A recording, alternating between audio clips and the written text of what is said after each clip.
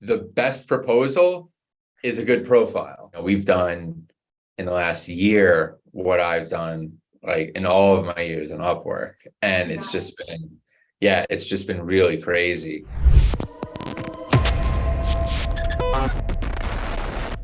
Good morning, everyone. Hope you had a wonderful morning. This is Iman Hai from Gulf Sky Geeks, and today we're meeting Adam Palmer, who generated the highest income in Upwork, which is really impressive. Welcome, everybody. Just a little about me. I was a free, mostly just kind of independently freelancing on the Upwork system. I had some great success on Upwork. I'm one of the highest rated on the system. You know, the issue was, and I think that a lot of, if you guys freelance yourselves sometimes experience this, that it's difficult to always trade your time for money, and you have to be at the computer, or, you know, and if you're not constantly working, you're not getting paid, and, you know, life happens and it can be difficult to keep that going. You know, you can lose steam and everything like that. I started making the adjustment into more of that agency realm. What happened was, and I was hoping he could join us. I don't know why he's not in here yet, but Evo, who's my vice president, was really able to come in and allow me to take the clients that I had and kind of position them so I could maintain working with them, but I could also start to have other people work on these projects, shifting these projects from just on me to other people. I've tried it in the past, but it didn't work. But it wasn't until I found that great, you know, right-hand man or right-hand woman that like you could trust to be able to kind of bring them in on these projects.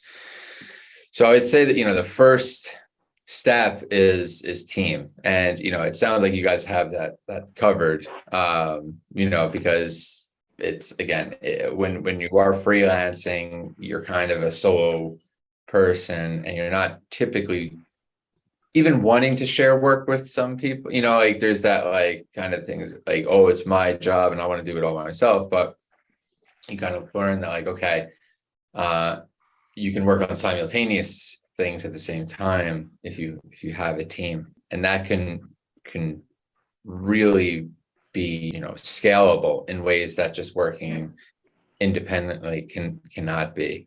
And so, you know, us adjusting into this agency world, you know, we've done in the last year what I've done like in all of my years in Upwork, and it's just been, yeah, it's just been really crazy.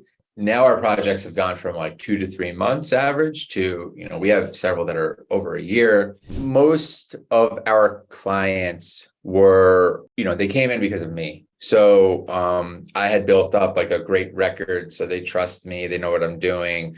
And then that allowed me to push that forward onto the people in my agency. That was only doable because I trusted these people, I vetted them, and I already had these established relationships. When we were getting started with some new clients that were coming in, we did have some growing pains. We had some unhappy clients just because we weren't in flow, but we did quickly, you know, figure out, you know, where we should kind of position ourselves a little better so we could, you know, continue making them happy. Now, as far as the way we handled the technical contracts, we do everything hourly. We don't really try and do any project-based work whatsoever, because it becomes you know, you basically develop a whole new need for someone to bill and make sure the milestones are hit and communicate. And I'm sure all you guys are familiar with Upwork. It's like, you know, if you use the time tracker, that's beautiful insurance. That's like, okay, if you're using the timer, if you're working on the project, if you're using the memos, you get paid. So that's where I found my success personally, because I never really wanted to freelance anyway, but it was just so easy to just like put the timer on and work, that I was just like, wow, this is awesome. So I wanted to do that for the agency also. So if you kind of look at our agency and you see the hours, it's just like everybody's on hourly, working on their different projects. And that approach of like kind of set it and forget it has been great, because we really don't have to ever bill or send a net 30, which is like an invoice, or chase money. We really push as much responsibility or leverage the technology behind Upwork to the best of its ability, and that's really allowed us to scale in that way. Telling them about the ups and downs on building an agency, some of the obstacles that you went through with your team, how did you solve it? If you're by yourself, that necessity to have all the weight and responsibility on you, which can be sometimes overwhelming, because you got to work, you got to look for jobs, you got to do all these things, and heaven forbid there's an issue, and then you have to go into a dispute situation. This could drain you of energy. If you're working on that, you can't be finding new jobs or working. So there's that. So I'd say that's the biggest issue. And a lot of times when you are solo and you need the work, maybe you're taking on maybe a client that isn't the perfect fit, but maybe you can get by with it, because again, like, you kind of need that. So so that's a real issue, is getting stuck in these kind of like landmine situations that will prevent you from working, because you're kind of stuck with some bad client, or heaven forbid you get sick. So that that's definitely the biggest down, I think, of freelancing. But the ups, are really high, because you can charge whatever you want to charge. You can work as much as you want. There's no cap. There's no hours that you need to show up. I've never had a client tell me, oh, you have to be here at 9 in the morning and leave at 5. Like, that's why we're doing this, right? Like, I don't know about you guys, if you guys have to come into the office or something like that, but for generally, like, Ivo's, he's over in Bulgaria. Larice is in the Philippines. You guys are in Gaza. Most of my clients are in the US. We have them all over the world. So, the ups are this amazing world that we're living in, where we can work wherever we want as long as the job's getting done. So, I think that's the balance, really. It's like being responsible about who you take on as a freelancer, because as freelancing as it sounds, it's not a freelancer. We're independent business owners at the end of the day, and we're in the business of ourselves. The members on our team, like, they run their own business like independent freelancers also. So they're all billing accordingly. They're all taking responsibility for when and how they work, and what's being seen by the client. And if they mess up, it's really not going to blow. It's going to blow back a little bit on me, but it's mostly going to blow back on them. And so I think that again, leveraging Upwork the way it's great at creating those contracts and timing contracts. And I think that the way we leverage it is great, because we're not so much this old school agency again, where they're paying like a retainer and I have employees. I don't have any employees. I just have a federation of awesome, vetted, independent business people who treat their business seriously. And it's become such a culture that if we have someone on our team, because we'll have like 10 contracts out for a client. So if we have someone on our team kind of messing that up, that messes it up for everybody. And it's not a good thing, because we're all trying to collectively, do better. And when we do that, they keep seeing that the client will hire more people or expand the hours and everything like that. However, if someone messes it up, the whole project gets shut down and everybody's out. So it's like, it's not a good look. So now we're in this place where there's this automate scale, which is our agency, there's this culture. And that's been the most amazing thing, that was something I needed to kind of see to believe, because, you know, when Evo joined, I had no way of possibly seeing this. Like I said, I had bad experiences in the past. And like, if you look at our agency, it was started in 2015, which is kind of around when I started freelancing. But, you know, the people I had, they wound up like getting contracts behind my back. I just got rid of it. It was just not even worth it. It was better for me to just concentrate on me selfishly. And it really wasn't until Evo. Well, I did have one person, but, you know, it was more for like technical stuff. It wasn't really like what it is now, where, you know, I can trust Evo can project manage and bring other people into the project and get these contracts set, you know, with the help of Larice and other people in my team. So it's really about finding these key players and then allowing them to do their thing. And it has to grow naturally, you know, and leveraging Upwork again for this incredible environment that they've set up. I would try to best do it within their environment versus trying to take the traditional agency model. You're saying like one of the most important steps is finding the key players, finding your team, and actually getting over bad experiences, because it's okay to have them. Like, you must have them in order to reach where you are right now. So you mentioned that you have project manager. However, do you have kind of a marketing or a business development? How is the structure is looking like? Like, it's always evolving, you know, and I don't think that I have like the perfect answer yet, because, you know, we keep accumulating new people, and, you know, we're trying to find a place for them. But I will tell you, like, what I call squads, kind of, which has been really cool. So what we do mostly is marketing, and building.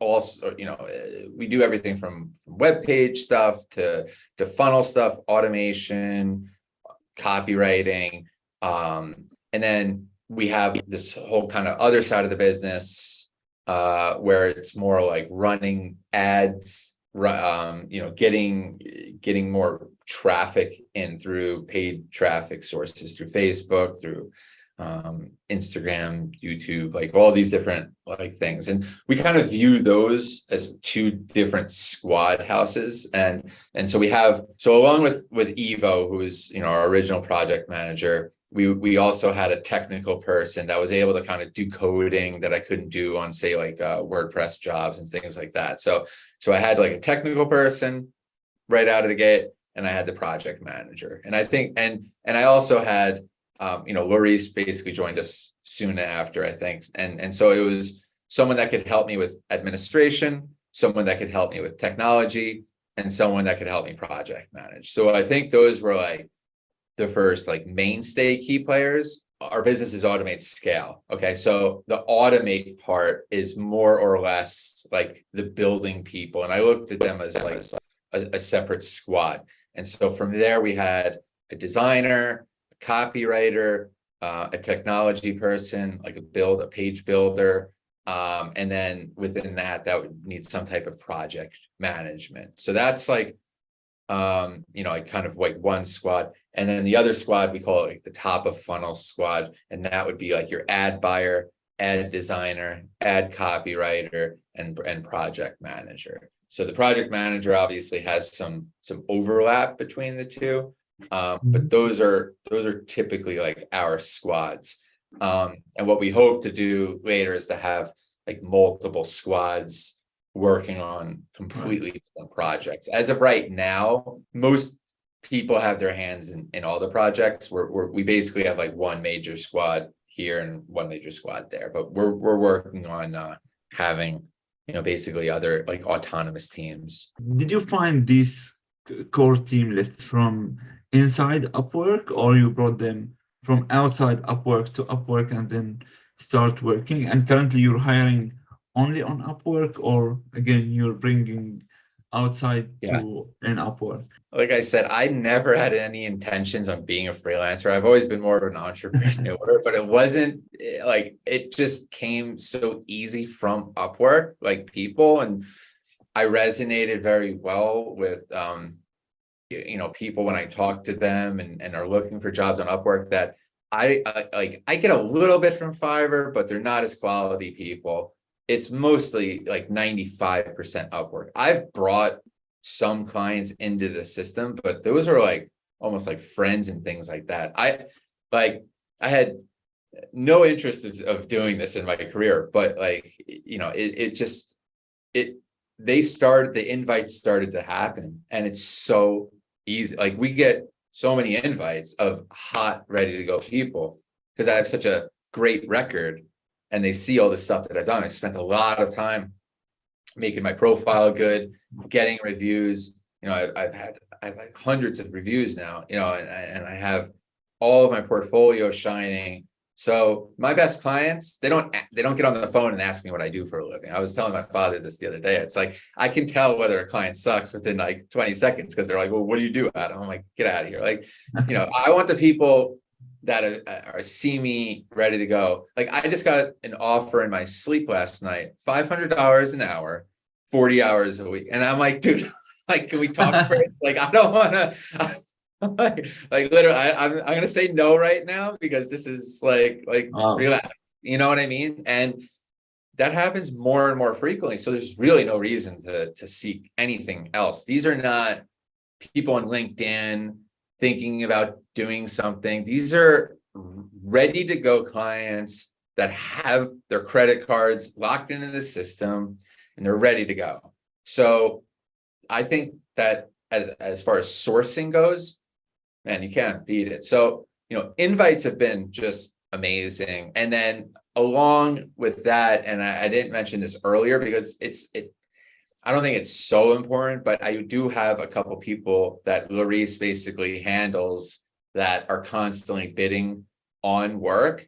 And honestly, we just do this to circulate the name. It's more for like just exposure. I don't even expect people to come back. Like, it's really just to get that automated scale out there because we feel like it's better than spending that money on, say, like Facebook traffic or something like that. Right. We just want to, like my friend hit me up the other day. He's like, I keep seeing automated scale, like all these like people are coming up. And like, that's what I want. I just want like, to kind of keep cornering the like automation like world on there. So anytime anybody's thinking funnels or this or that, it's like someone on our squad's showing up and then they're going to be able to like click it, like what's automate scale, click in, see our badasses on there. I mean, every single one of our guys is top rated plus like, it's quality now. So not only do they see,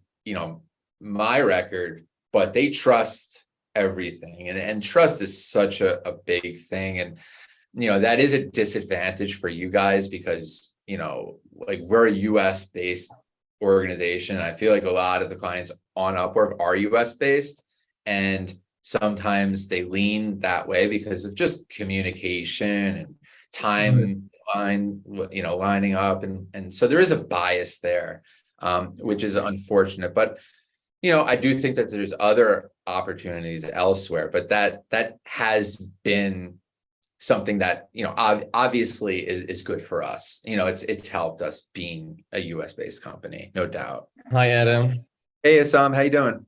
I'm doing great, thank you. So I actually have a question about a point you mentioned when you introduced yourself and your agency. You mentioned that your clients on the agency came because of you, because of your massive success on Upwork. So this is something great for someone who has like established account and like a top-rated or top-rated plus on Upwork. But let's say we have a different case, which is like bringing my company, my local company that don't have like anyone on Upwork, and I'm trying to start my own agency from like the scratch. I don't have like an established member or something like that. So how do you think this is different from having your account, your like established account?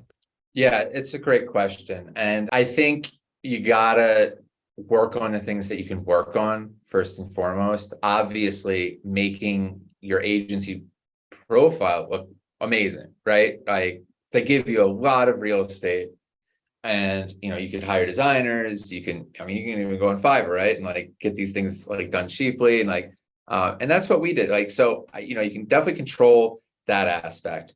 I think as far as stats go and things like that, whatever you can do to kind of pad those stats early on, whether that's maybe migrating some of your current clients or something like that, just to get the juices flowing, I would try to do that. I must say, like, again, I started from scratch on this thing.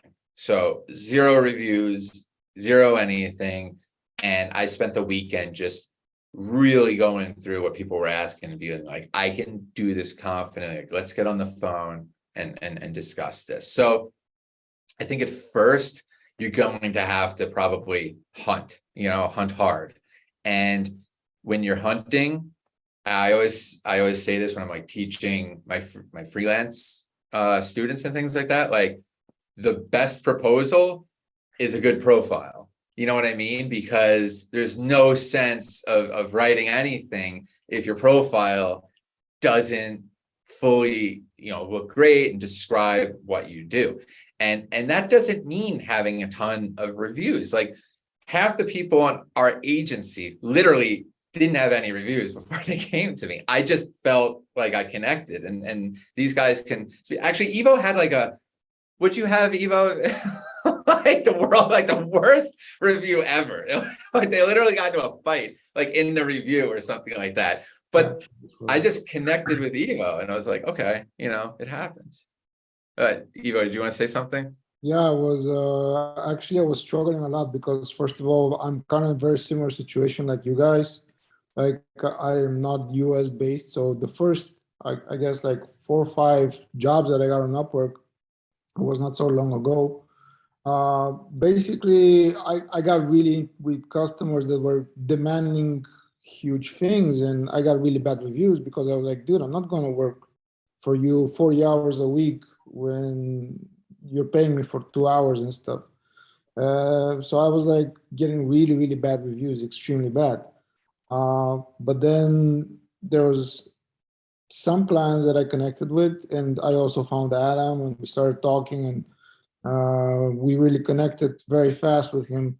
We found out that, in my point of view, what Adam has is an amazing vision, and that really helps everybody in the agency. So if you have a person in the agency that has the vision for the whole thing that is happening, how it should happen, what it should be done, that's more valuable than gold at the end of the day. So I think everybody should strive for that. Just try to start with a vision, be the best version of you can be in the vision side, and then take it from there. It all ripples down quite simply. But yeah, I think though at first too, because I sometimes when you are applying to jobs, it's coming from because I've spent a lot of money on Upwork too as a client, and just like looking at who is applying and stuff like that, you may be better off in the beginning padding your stats on your individual one, and then letting them know, hey, like, because do you do any work like yourself at all, or is it just strictly agency? I'm actually started my own agency recently. I'm actually operated on Upwork, and I think I did the same as what you did. Like one of my first clients on the agency was someone who I worked on personally on my independent account. But I'm asking here different question because I think most of my colleagues here are like people who are trying to build something for an established companies who like doesn't have an account on Upwork, or like someone with an account that can transfer his clients into the agency clients. So this was my point. And you mentioned something, I'm not sure if I got it right or not, which is like, do you recommend having one of your external clients? Let's say I'm a local company, I have some clients from outside Upwork, like as a starting point to get things like working on Upwork. do you think it's a good idea to get a client there despite of like the fees and other stuff on Upwork? If you're an established local place, and if you want to start to shift that, and start to build on, Upwork, I would try and figure out, because yes, to some, I think it's definitely worth the fees, first of all, because you can just bake that into your hourly price, no problem. No one's ever had an issue with that period paragraph. Like it's just, you can absorb it. So I think, yeah, it's completely worth it. And the best thing is, it's so much, again, for what I do, and this may be different for, like, let's say a designer who does like a batch thing, or like a very small finite project, that it may make sense to just say, like, my price is this for that, right? But for stuff that's like ongoing, complex, things like that, like I can't get into the fixed milestone world because things change rapidly. And we never want to be put in a position where we're pushing back on progress by being like, oh, the statement of work says this, and we have to do this. And because what, like, you're gonna eventually collide. They're gonna want to change the project, you're gonna want to not change the project, and no one's gonna be happy. And so I don't like that at all. I think that, like what Ivo is saying, if people want you to work 40 hours, you pay them for 40 hours. And I treat my own, mostly everybody on the agency is also hired by me as a client on Upwork. And I pay, if I ask them to do stuff for me personally, they charge me hourly. And it's just fair. Everybody, and yeah, everybody will say, trading time for money is bad, but are you trading it in a way that's fair for your time?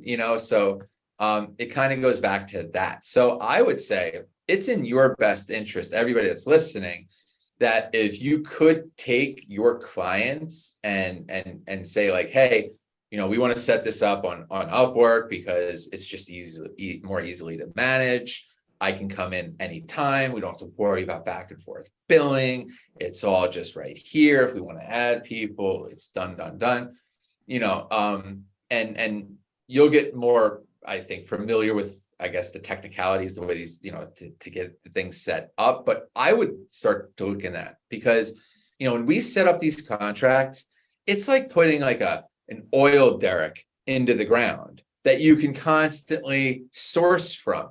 And we've had multiple contracts, many at this point, over years. I have personal contracts that have been 4 years, 5 years old, and sometimes something happens and they need me, and you don't have to send them a new statement of work and do all this stuff. It's just go into the tracker, start work, done. And, and that's why I think it's so great. So any type of migration over to this, I just think at the end of the day, it's such a better way to manage your work that I haven't seen anything like this, even on situations like Fiverr, where you can invoice your time. You're still invoicing your time. They can still say, nah, there's no insurance. The beauty behind Upwork is that even if their credit card fails, which I'm sure you guys have experienced, or, not enough funds, or blah, blah, blah, who could pay you next week? No, there's none of that. And if they do try that, Upwork will pay you as long as you play within their rules. And that's just work and like have the memos. And it's so easy. So yeah, I would say see if you can transition over. And that's going to really help pad your stats, because regardless of, the JSS score, if you guys are familiar, it's weighed so much more from continuous work, because in Upwork's mind, the person working is the most valuable person, regardless of reviews, regardless of this and that. If you're working, you are a top tier person in their eyes. And that's why everybody's top rated plus. And Evo doubted me on this for a while, but I'm like, bro, keep working. You're going to be 100%. And look at us, we're all 100% because we all constantly work. So then they're going to see those great numbers. And again, that trust, that authority, is going to be very, very helpful. You mentioned that the person who has continuous work on Upwork is the person who's gonna reach more clients, which will take us to like something you also mentioned in the beginning, that you have people who like send proposals regularly in your Upwork agency. So my question here is like, how sending proposals as an independent different from sending them as like an agency? So do you think that there is like some valuable tricks or like some tips that you would like to share with us that would help make proposals as an agency better than independent? All the jobs come through. So if you do a search and find work, there's actually an RSS feed attached to that. So I don't know if you guys are familiar with this. So you could take that RSS feed and run that through something like Zapier, which then you can trigger different events, take that data and put it in different areas. So what we did here, but basically all of the different stuff gets automatically shared to the board. So these guys can go in, shift things around, bid on it, go to the links right through there, and all the data for the job is right here, and they can go right to it. So that, I think, just from a, kind of getting organized with bidding is a cool little trick. Again, I don't know how effective, because these are more like copy paste stuff, which I'm opposed with. Like, even as a client, like if I get copy and paste from an agency, I'm probably not even gonna look too far into it. But again, I'm just trying to stack the exposure at this point. It's really the invites that I think, from our end, are 80-90% of the time, the ones that go through. But the other cool thing is I do schedule appointments like this regularly. The way the scheduling's built right into the messaging now for Upwork is so cool. So if they do respond in any way, you're going to say, hey, let's talk more about this, blah, blah, blah. And you can just schedule the call, and you can call right through there. And I do the same thing with invites too. It's like right away, it's like, oh, thanks for the invite, blah, blah, blah. I hit my scheduling, and it's better than Calendly because it's all like right within there. And, this is just my feeling. I have no evidence to back this up, but I just feel like the more you play on Upwork, the more they're going to suggest you when people post jobs, because they know that you're hungry. Again, I don't know, but I can only assume that doing this stuff and showing them that you're hungry and using the platform as much as possible doesn't provide some type of merit. That's my thought there. I don't know. Is that helpful? Is that a cool trick, Hassan? Yeah, absolutely. Right. Thanks. There's a culture in Upwork among the Upworking clients that they would prefer the individual freelancers and not the agency. How did you deal with that? Yeah, they're right. Because like I just said, oftentimes if someone's bidding and it's for someone else, it's definitely not as good as an individual person. And so I would say, to effectively get your first clients, if you don't have the best stats, I would just go on the personal side of things and bid for jobs until you reach that, I think, that gravitational point where it starts to come more frequently to you. If you're getting started, I would get the personal one, set up the relationship personally, and then through the conversation, let them know about the agency stuff and blah, blah, blah, blah, blah. I wouldn't go right to the way we're doing it, where, again, we're just doing it for more exposure versus I'm not relying on those bids taking root, if that makes sense. I would definitely get on my personal account. You can still do the RSS thing. You can still do all of that. If you guys are in the same room, or whatever, I would just have, just work under that one personal account for right now. I don't know how copacetic that is, with Upwork, but that's, if you really do want to get there, because there is that bias and they are right. So yeah, that's a good question. So you will build the relationship first with them, and then I would get them on the phone and let them know, hey, glad we're talking, blah, blah, blah. You know, not only can I do this, but and that, but you know, I also have a whole team and agency, and this is why we're good. And because then you got to look at these things as a sales funnel in itself, right? Yeah. So you have to think, what's going to get someone to click and expand the bid? Because these are the actions, right? They see the bid come through, they look, okay, do you qualify? Like how, like right out the gate, like the superficial stuff, the scores, blah, blah, blah. But then it's like, okay, I saw that first sentence. So the first micro commitment that you have to get them to do is click and read more. Second thing is to get them to go to your profile. Yeah. Okay. So this is the course for everything. So that's a win. So you got 2 wins right there. You go to their profile, then they can see a lot of the stuff that you can do, and just put all the agency stuff that you can do, but as an individual, kind of like me. Like I have a million, like, so there's people that are like, oh, just niche yourself into like one thing. I don't know. I like being a jack of many trades, because what you'll find on Upwork is, oh, I need some help with my video. Well, where's that video going? It's going on a page. Oh, that page needs copy. Like there's nothing happening in a vacuum here. Like no one just has a video. These are entrepreneurs, like whole web page infrastructures, a million things going on. They have CRMs, they got emails, they have social media stuff, every single business. So I think that by having that profile somewhat show that like, hey, they know all of this stuff. So very similar to me. I mean, like check out how I do it. And then, yeah, just your micro commitment is then to get them on a phone call, right? So it's getting them to click to see the rest of your sentence when you send the bid, getting them to click into your profile, getting them, to basically respond in any way, shape, or form.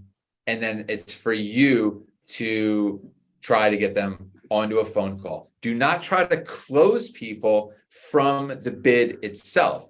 Close them on getting on the phone, or just close them on clicking your profile. And then from your profile, and if they respond, close them on getting onto a phone call. Do not ever try to circumvent the sales funnel process.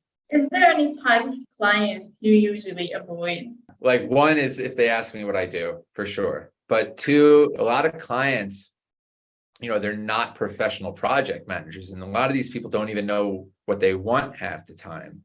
And so those same people just have the same situation come again, just in a different form.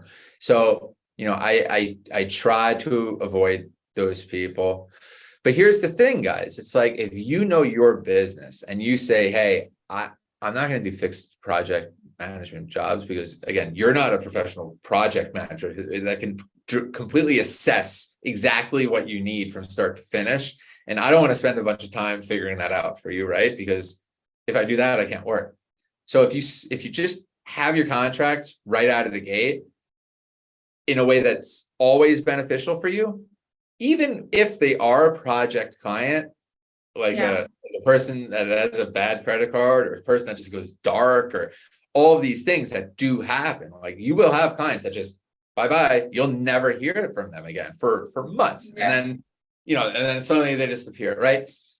You don't have to worry about any of that. So by just setting that up, that's what I was saying about like with Upwork, it's like, man, that's fine. Okay, so what? I still got paid and I don't talk to this person. Okay, move on. Keep look forward. Keep looking forward. So I think that's very, very helpful. But we still get stuck in it sometimes. We had a couple situations. One in particular, this one guy, man,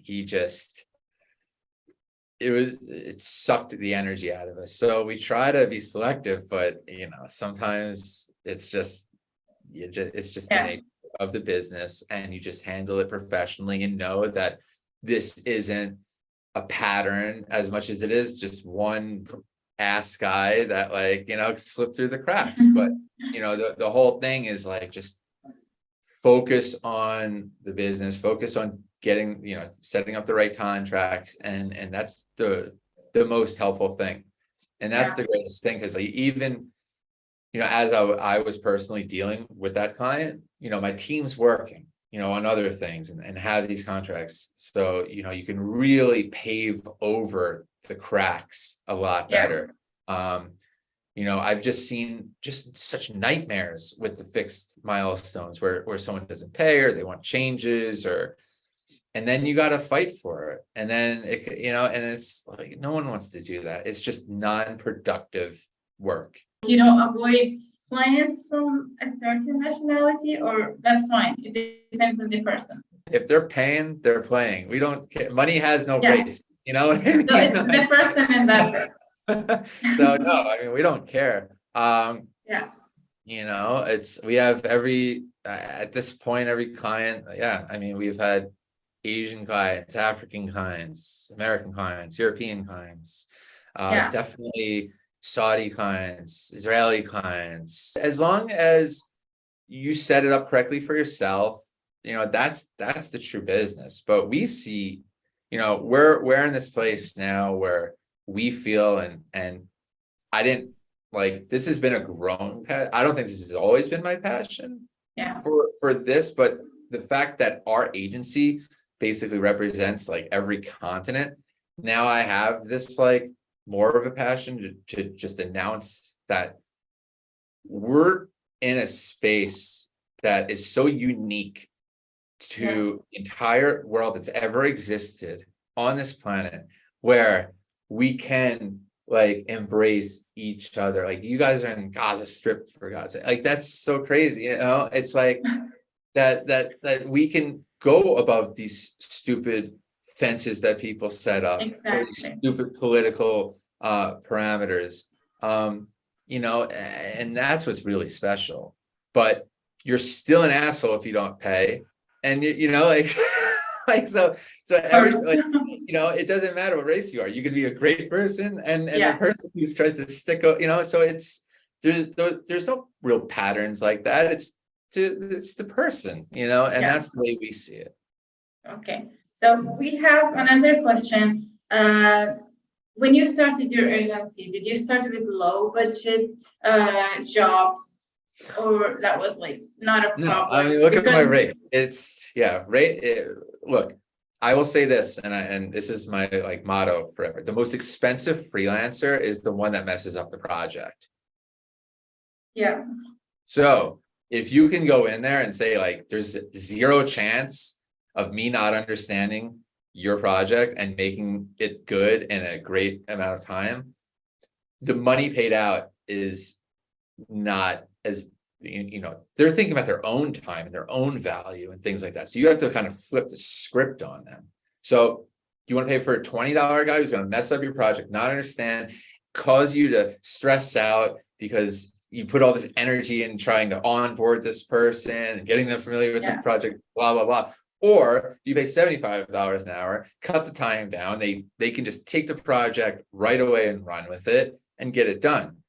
And the opportunity cost with a lot of the stuff that we're doing, because if you have a business selling things 2 months earlier, well, then how much money did that make them in that chunk of time that we were able to get it out there?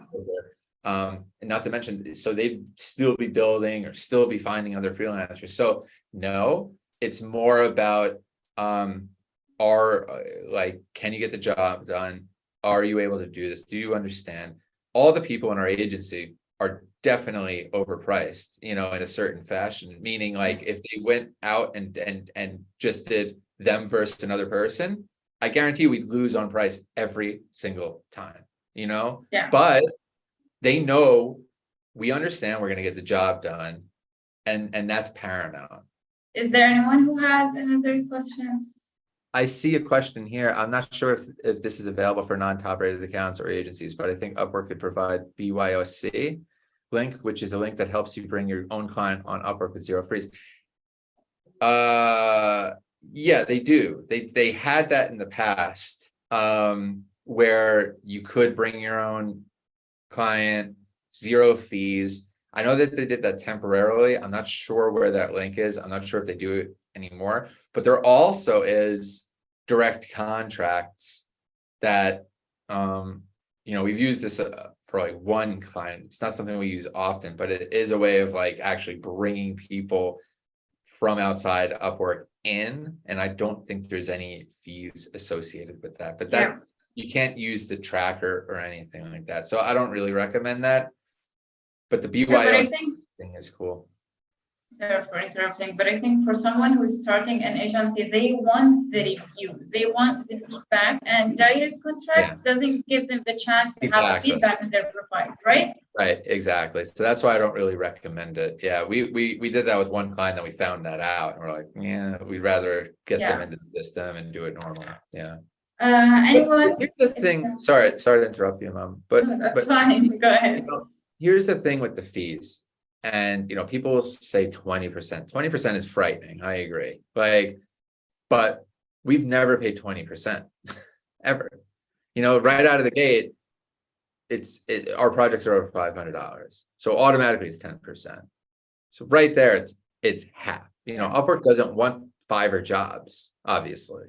So the name of the game is to get a contract open, get it past 500, which should be relatively easy for the stuff that we're doing here if you guys have agencies, because it's all cumulative, right? So that means all your people working just need to get above $500, drops down to 10, which is great. $10,000, which is, our typical price point for, a client that sticks with us for sure. Yeah. Almost on the 5%, so now we're basically in competition with like your Stripes and stuff like that.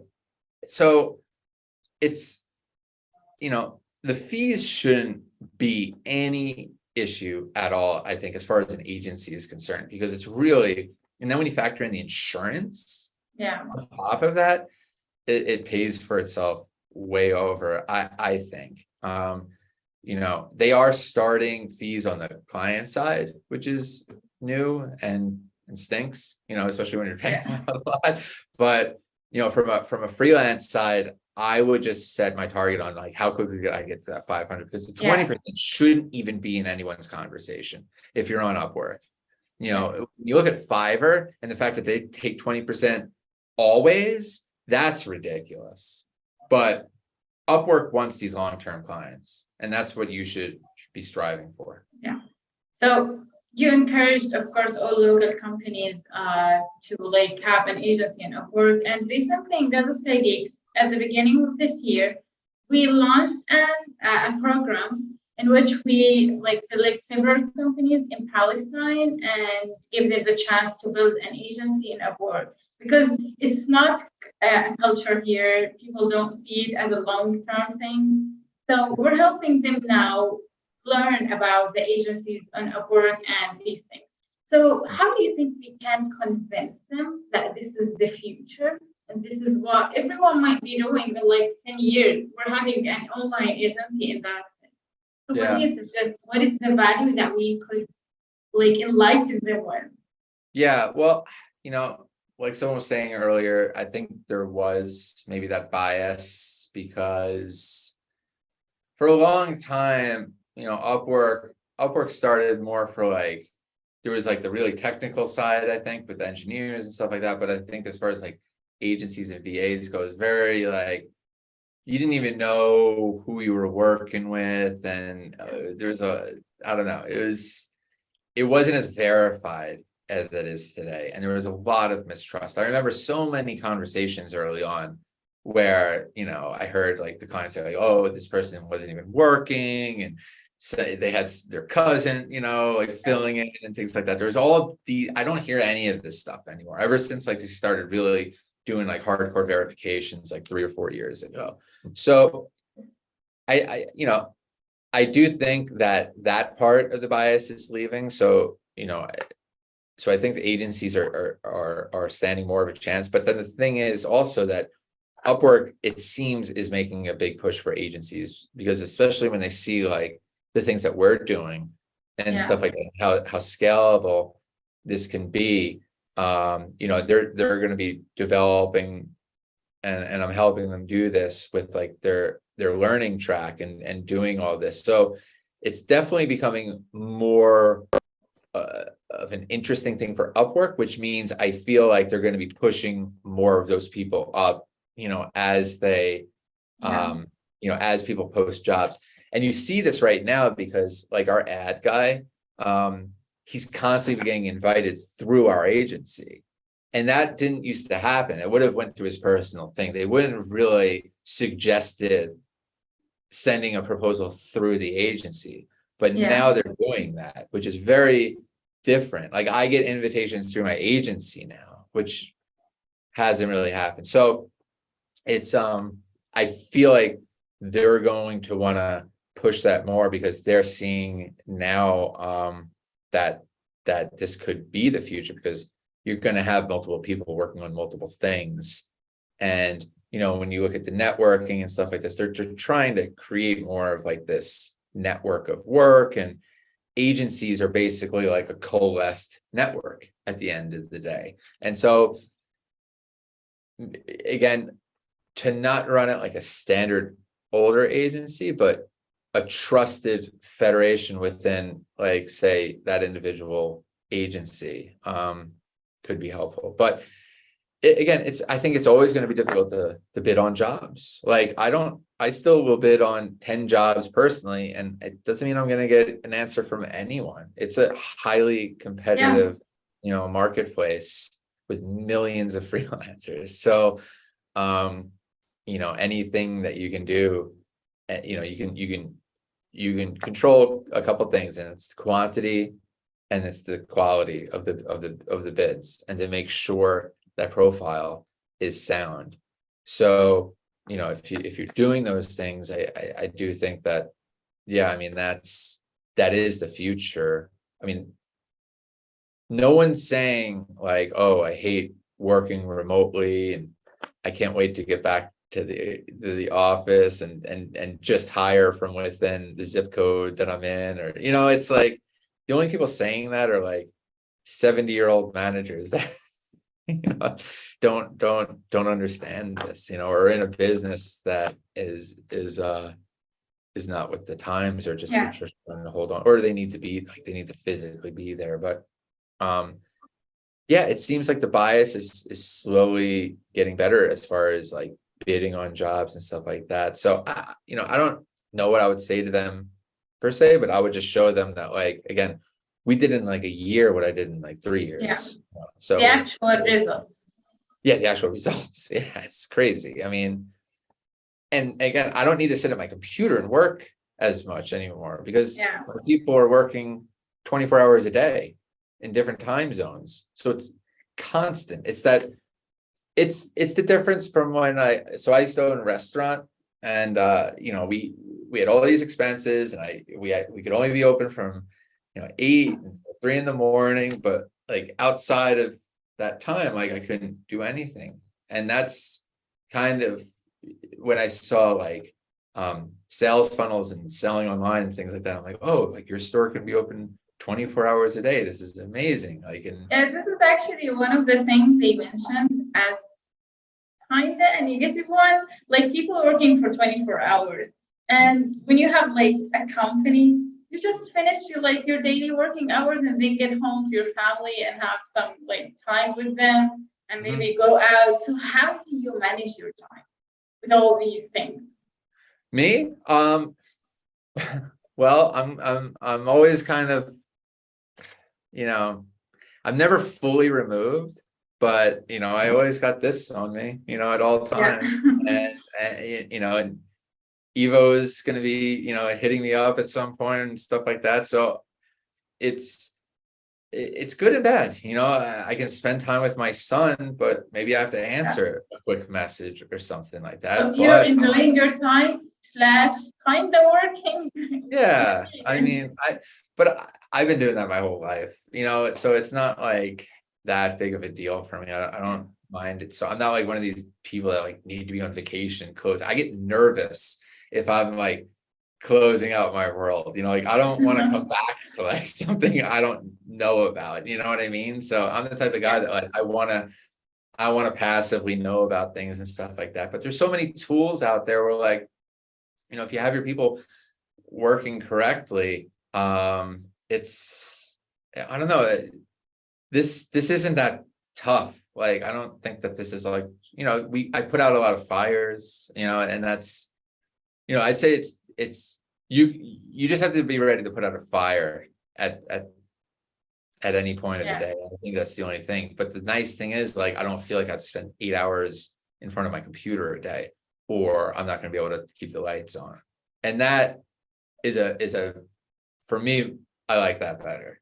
Like, I can just keep my phone charged and keep my phone. I'm going to be looking at things on my phone anyway. You know what I mean? Like, we're all on social media, TikTok, like something stupid anyway. Like, I'd rather just be on Skype or like Trello or, you know, working. Like, it's fun. I like working, you know, so yeah. As long as you enjoy it, that's fine. Yeah. Not like you're pressured to do it. Oh, I mean, there's a pressure, but I enjoy it. pressure is a healthy pressure. Like, I Yeah. want my clients to make my, be happy, so they continue supporting my team, because I know that if I mess up, and the contract's closed, like, that's a lot of, people not eating on my squad. So, I do feel like a responsibility to expand these projects, to keep them going. If there's an issue, like, I'm on the phone with them quickly and trying to hash it out, make sure I understand correctly. And I'm not an ego person with our work. Like, I will be like, our bad. Like, I just refunded a client last week, like, not worth the headache. You're not happy, here you go. Like, bygones, like, let's concentrate on the next thing. So it's more or less like people managing right now, which I feel like I'm pretty good at. As we do the job and we get what we deserve, that's what we want. That's what I see. Upwork is this, like, beautiful marketplace, and that at the heart of it is really great. It's like we have this, like, town square now that everybody around the world can be part of, as long as you're an honest, good working person. And I think that's great. I think that's a good, like, person to be if you want to be a working person. So Exactly. yeah. Thank you, Adam. We're really Absolutely. honored to be having you today. Be well, everyone. Thank you so much.